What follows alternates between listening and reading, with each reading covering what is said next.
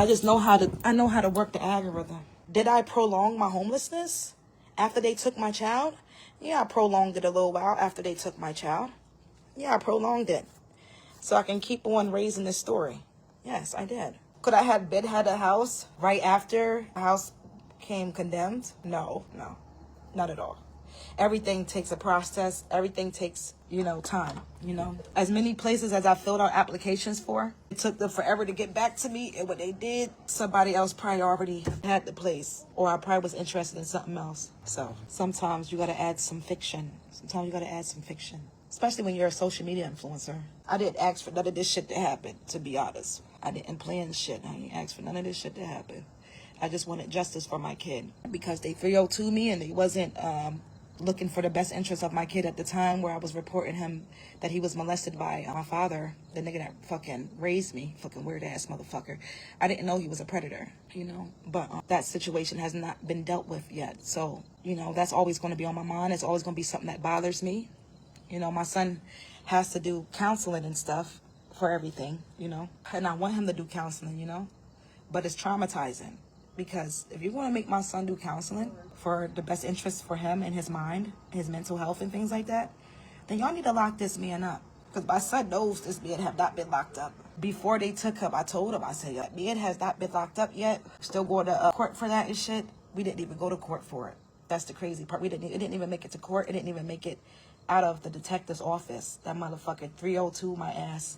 Oh, she's on Facebook doing this and doing that. Saying that happened to her kid. Well, do something about it. Lock that man up. So focus on me and my behavior on Facebook. But my lawyer told the judge, and the judge understood that the reason why I was on Facebook was raising awareness and things like that. Now they see it's not behavioral. Now they see that it's not behavioral. My content is my content, but I use my platform to raise awareness for my child instead of going downtown, standing on the corner by myself with a stand or a sign talking about, lock this man up, child molestation.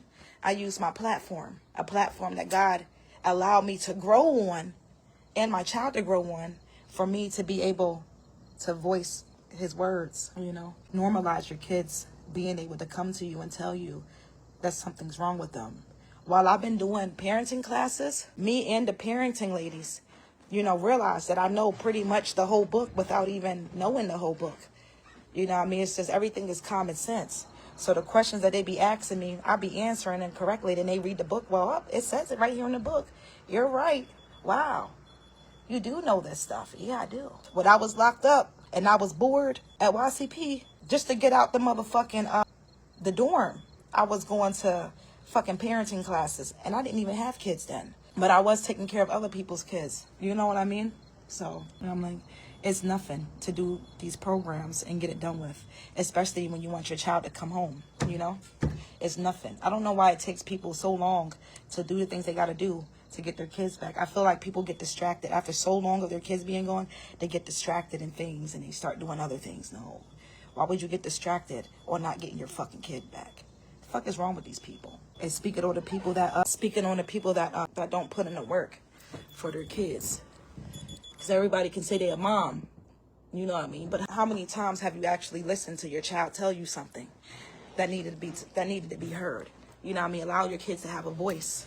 Allow your kids to vocalize their voice, Because that builds character. That builds self-esteem, When kids feel like they can't, talk or be able to express themselves, that builds kids to be walking around. You ever see kids walking around fucking 14, 16, asking people for money? I'm hungry. I need money, this, that, the third.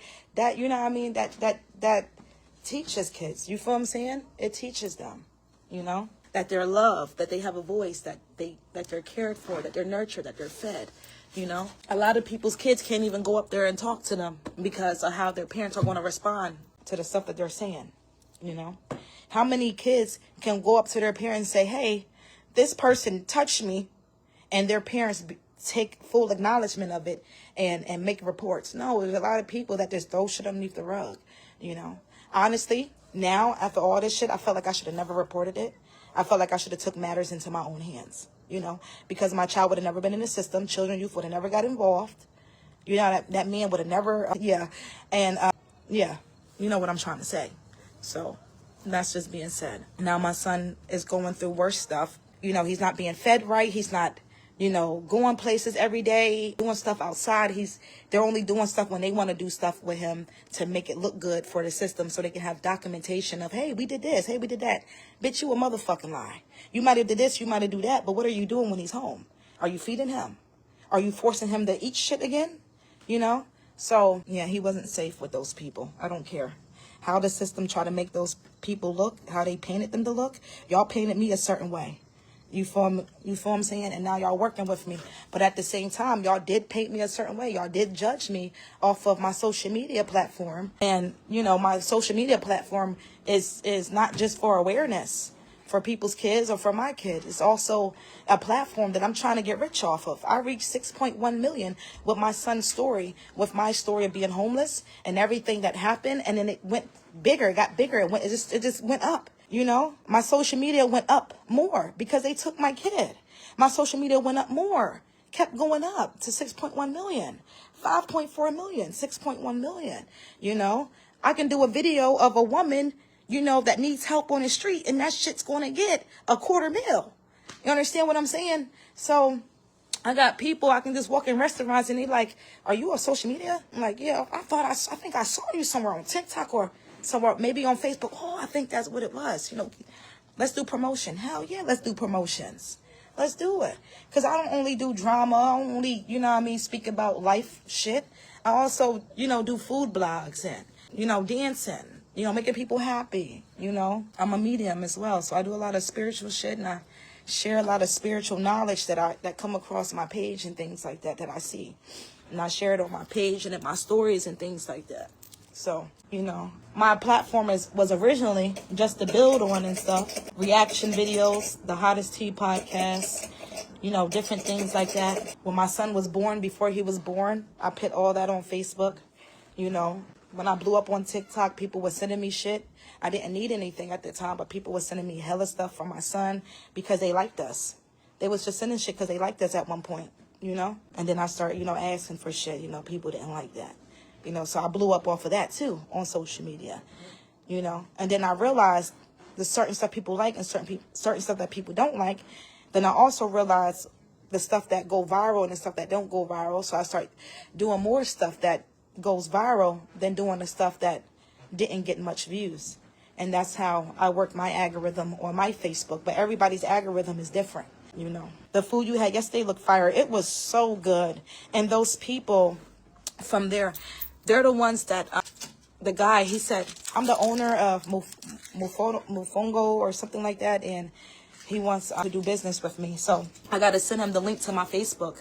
I forgot to do that last night, so I'm going to send him the links to my Facebook so I can continue to do promotion. People was like, I remember people was like, well, damn, what is she going to do now that the fair is closed? How is she going to eat? Bitch, I got food.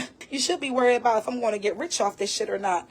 And the way that y'all motherfucking mistreating a motherfucker, y'all gonna be needing a motherfucking handout once I finish getting the rest of this money that I'm supposed to get. Once I get my son back, I'll be able to focus on the next step of things.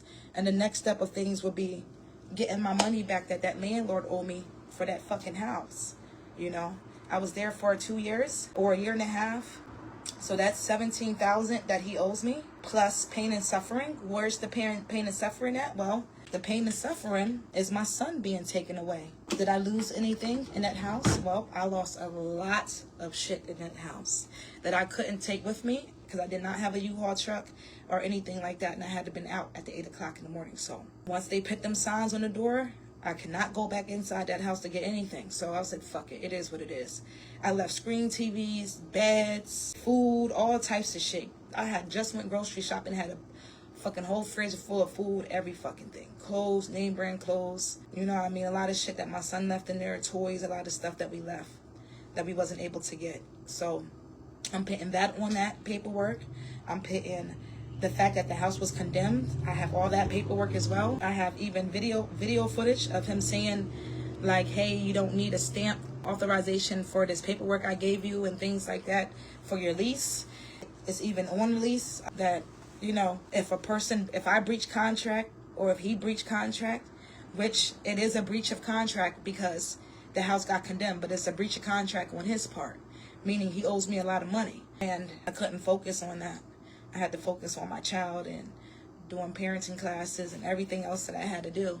So when I get my son back, I'll be able to focus on legal aid and being able to sue that man civilly